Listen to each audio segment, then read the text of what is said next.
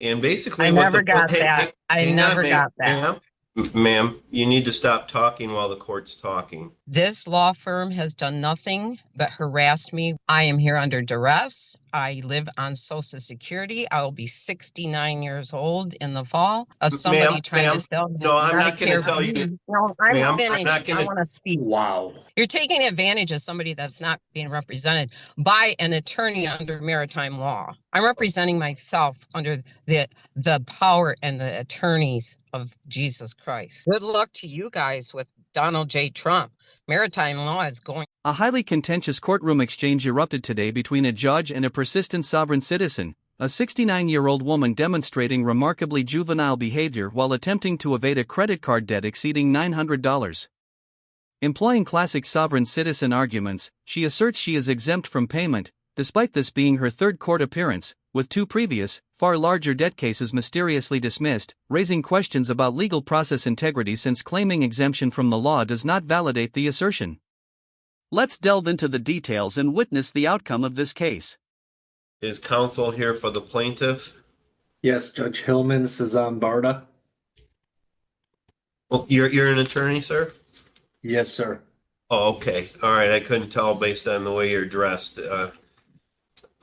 We do expect lawyers to wear ties and suits for court proceedings, Mr. Barda. Yes, Your Honor. I completely apologize. There are two attorneys that handled our docket via Zoom today. Both failed to appear. I don't know why, and now I'm scrambling. I apologize. Okay. All right. Is Ruth Conway present? Yep. Okay. Good afternoon. All right. So this is plaintiff's motion for summary disposition. Ms. Conway, the plaintiff filed a request to have a judgment granted in this matter. Mr. Barda, do you wish to proceed?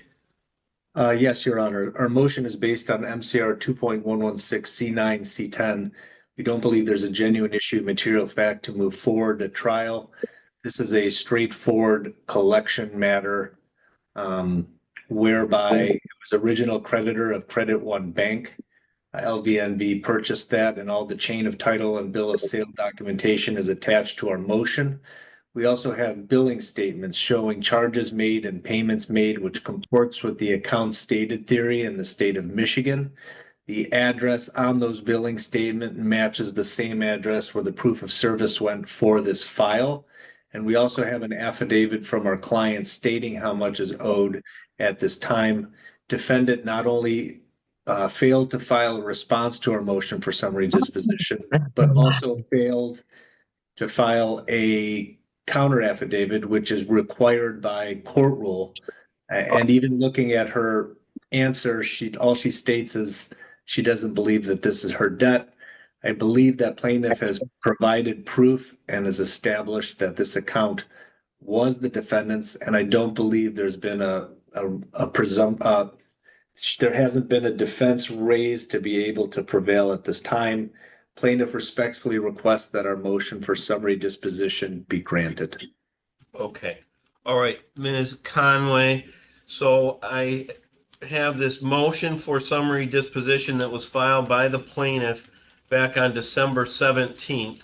I don't have any written response that was filed by you. I see you're holding up some kind of a receipt. I don't know what that's a receipt for, but we did receive your answer to the complaint. What date is on that receipt that you're holding up, ma'am? October 29th. Okay, so I think you're referring to your answer to the complaint that you filed in this matter, which was dated, let's see, which is dated October 28th. So I'm guessing that what you're holding up is verification that you filed an answer to the complaint. However, there was a motion for summary disposition, and basically I what never the got that. I never got. It's highly improbable the plaintiff didn't receive the mailing, given we have her correct address, The idea that mail simply vanished is unrealistic, particularly since the mailbox rule legally presumes delivery when a document is correctly sent to the last known address. Considering the plaintiff is 69 years old, one expects a certain level of responsibility and compliance, making the current evasion of legal notices seem like a deliberate attempt to obstruct the process rather than an honest mistake. Unless she can credibly claim a systemic failure by the USPS, the assertion of non-receipt is simply not believable, suggesting she is likely being disingenuous about the situation. The court's talking, and then I'll give you an opportunity to talk afterwards. So there was a motion for summary disposition. That's a request for a judgment, and it has an affidavit attached to it, and it has bills showing that you had a Credit One credit card and that you had made certain charges. It looks like there's charges to Meyer and Mason. There's charges to the city of Mason on the credit card, Dollar Tree, and Celebration Cinema. And what the plaintiff has indicated is that that Credit One account was purchased by LVNB funding, the plaintiff in this case, and that based on the fact that you had used the credit card and you had made payments on the credit card under Michigan law, that's a cause of action for account stated, and you would have an obligation to file an affidavit indicating that those were not your charges and you did not have an account with Credit One, and you've not filed that. Is there anything you would like to tell the court, ma'am? This is the time for you to make your response. Okay, I'm making this statement. I am here under duress. I have formally put in a formal complaint to the Consumers Finance Protection Bureau. I don't know who LVNV Funding is. I have never heard of them in my entire life. This law firm has done nothing but harass me with document after document. I had 3 collection agencies approach me on this matter. I contacted the other 2, told them exactly the same thing I told this firm, but this firm has continued to harass me. I have made that formal complaint to the Consumers Finance Protection. Whether they protect me or a loaning institute is another story. I am here under duress. I live on Social Security. I will be 69 years old in the fall, and I do not have a job. I do not work. I have 14 grandchildren. I'm a mother of 5, and 2 of them are veterans of the United States military. I help with my 14 grandchildren. So I don't have a job. I will collect Social Security. Okay, let me ask you this. Did you have a credit card at Credit One?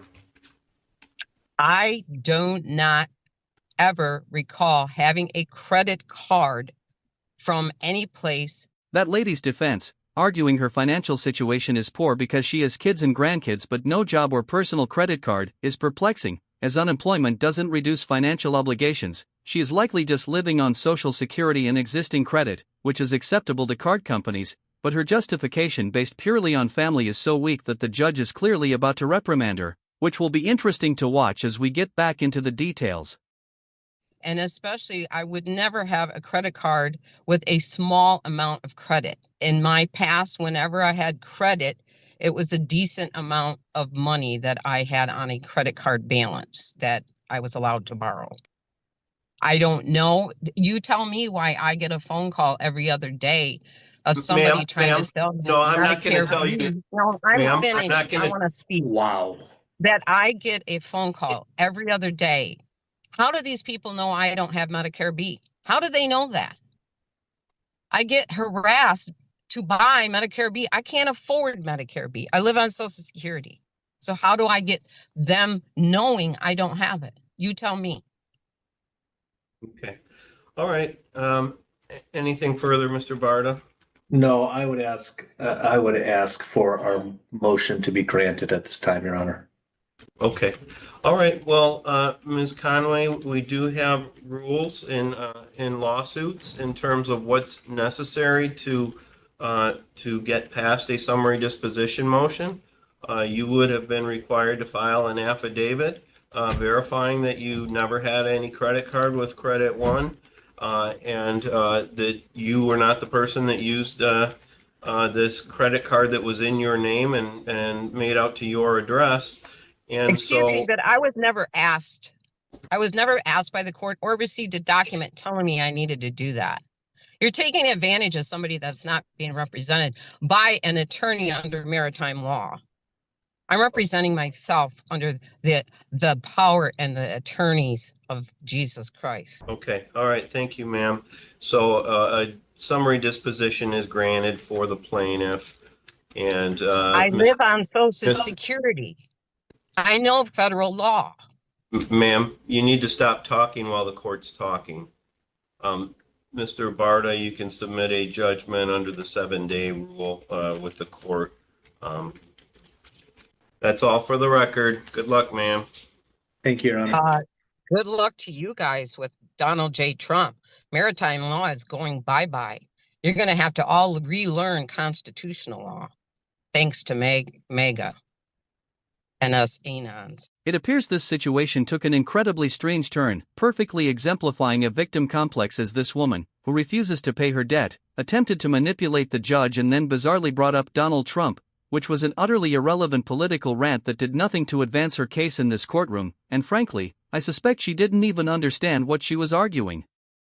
The law is not a subjective pick-and-choose system. Debt laws exist and she remains responsible for the money she owes, and trying to derail the entire case with political distractions will not change the fact that the law is the law. It doesn't care about excuses, distractions, or current news cycles. Ultimately, using a credit card and failing to pay it back is a straightforward breach of contract, and since judges have heard every possible excuse, pulling the Woe Is Me Act will not magically erase her debt. She signed the agreement, used the money, and now must face the consequences, which is simply how contracts operate, regardless of any sovereign citizen beliefs. Let me know what you think. Was she truly confused or just playing the victim? And please like and subscribe for more content like this and share your thoughts on the court hearing in the comments below. Thanks for watching. Take care.